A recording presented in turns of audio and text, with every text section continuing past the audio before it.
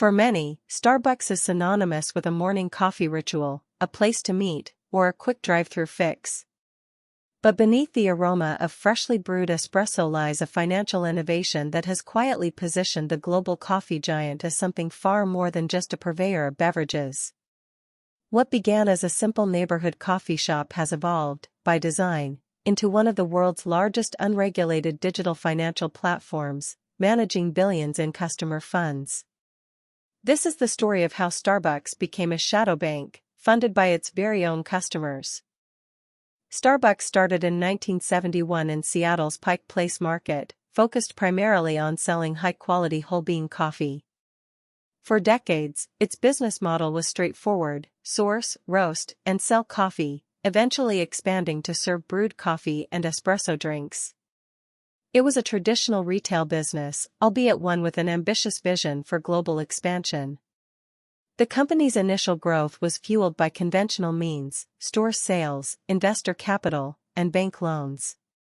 The seeds of its financial transformation, however, would be planted years later, with a seemingly simple product launch. The pivotal moment arrived in 2001 with the introduction of the Starbucks card, its first foray into stored value payments.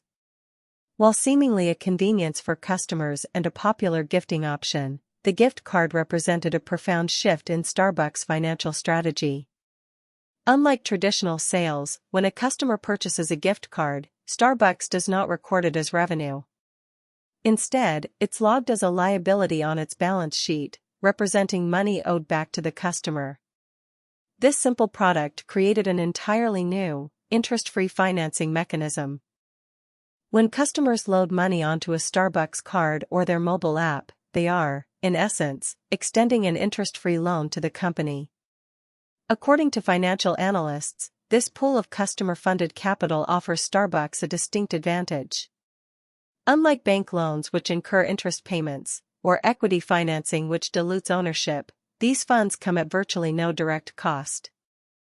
This capital sits on Starbucks' balance sheet, available for deployment, until the customer redeems it for coffee or food. It's a remarkably efficient form of capital acquisition. Not all funds loaded onto gift cards or mobile accounts are ever spent. This phenomenon, known as breakage or escheatment in financial terms, represents a significant profit stream for Starbucks. As reported in their annual filings, after a certain period of inactivity, often mandated by state laws, these unclaimed balances are converted from liabilities into revenue. According to their 2023 annual report, Starbucks recognized tens of millions in breakage income. This essentially turns forgotten money into pure profit, further illustrating the unique financial leverage of their stored value program.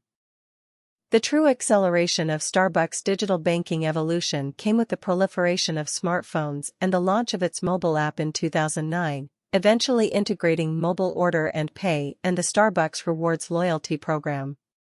Customers were encouraged to link their payment methods, preload funds, and pay directly via their phones. This move transformed the physical gift card into a digital wallet, making it even easier for customers to deposit money into their Starbucks account. The convenience and rewards incentivized widespread adoption, solidifying the system. The mobile app, combined with the physical Starbucks card, created a closed-loop payment system. Unlike general-purpose payment methods like credit cards, money loaded onto a Starbucks card can only be spent at Starbucks. This proprietary payment rail bypasses traditional credit card processing fees, which can be significant for a company with millions of transactions daily. This further enhances their financial efficiency, as every transaction processed through their own system saves them money, making their internal payment mechanism not just a convenience, but a cost-saving imperative. The scale of these preloaded customer funds is staggering. As of a recent financial report, Starbucks held over $2 billion in unspent customer balances on its cards and mobile app. To put this in perspective, this amount is comparable to the deposit base of many small to medium-sized banks in the United States.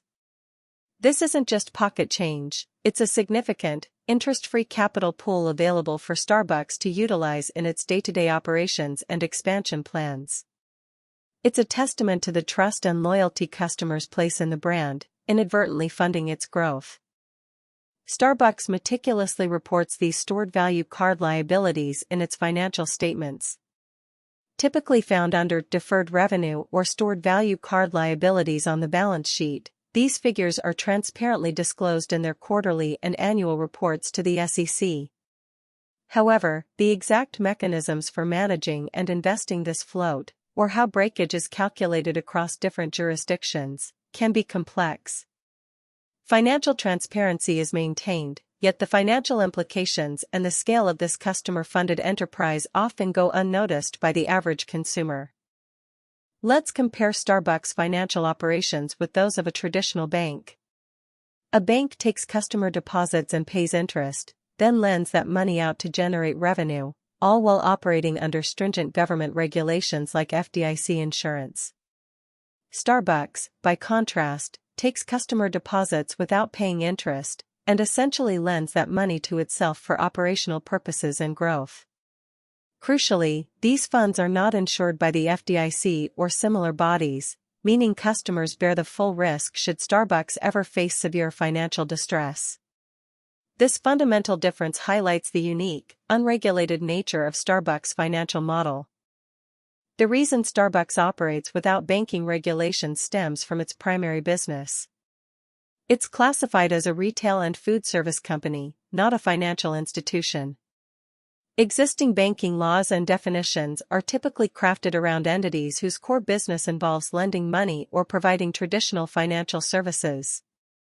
Stored value cards, while financially significant, are often viewed as a mere extension of a retail business, falling outside the purview of banking regulators.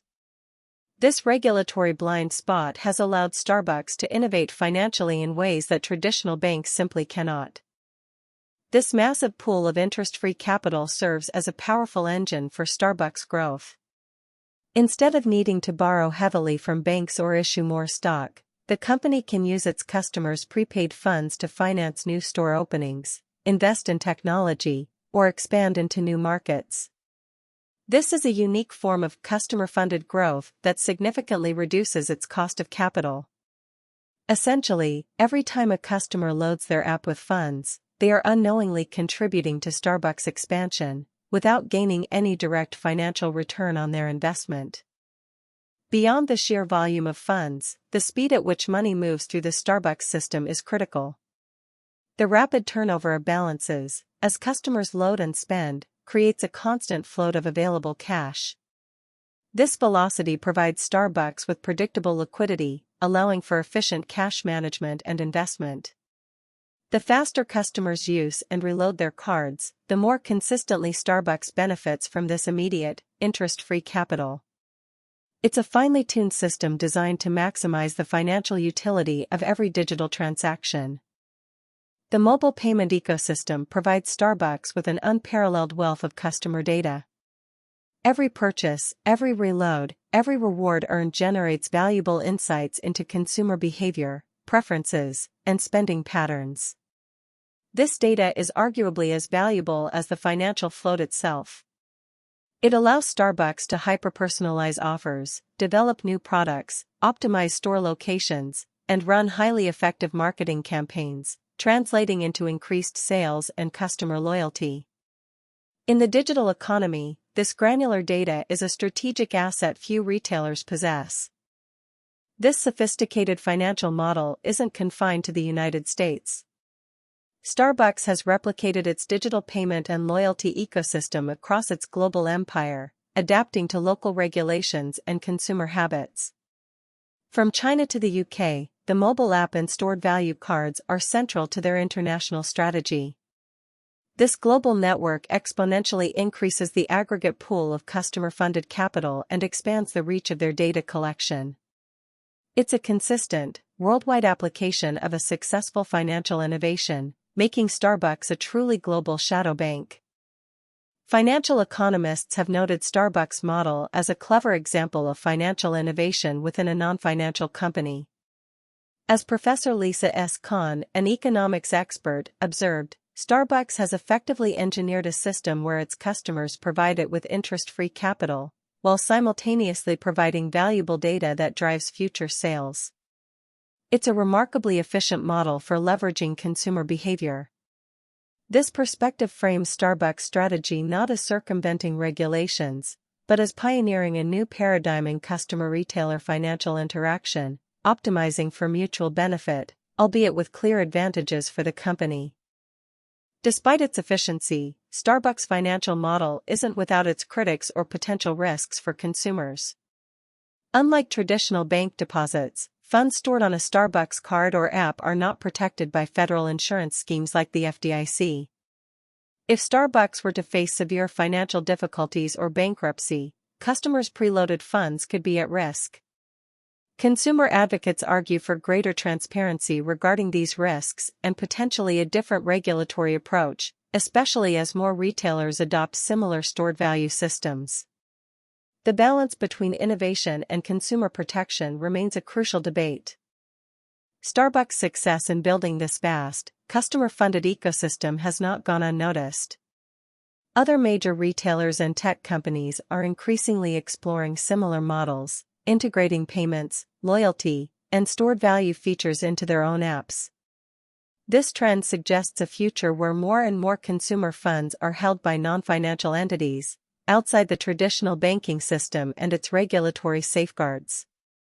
The Starbucks model may well be a blueprint for a new era of retail finance, blurring the lines between commerce and banking, and fundamentally reshaping how we interact with our money. From a simple coffee shop to a global empire, Starbucks has masterfully leveraged financial innovation. By turning gift cards and mobile payments into an interest-free, customer-funded capital pool, it has created an unregulated digital bank that underpins its phenomenal growth. This strategic evolution highlights how business acumen, combined with technological adoption and clever financial engineering, can redefine an industry. Starbucks stands as a prime example of how a consumer-facing brand can simultaneously become a significant, albeit unconventional, player in the world of finance.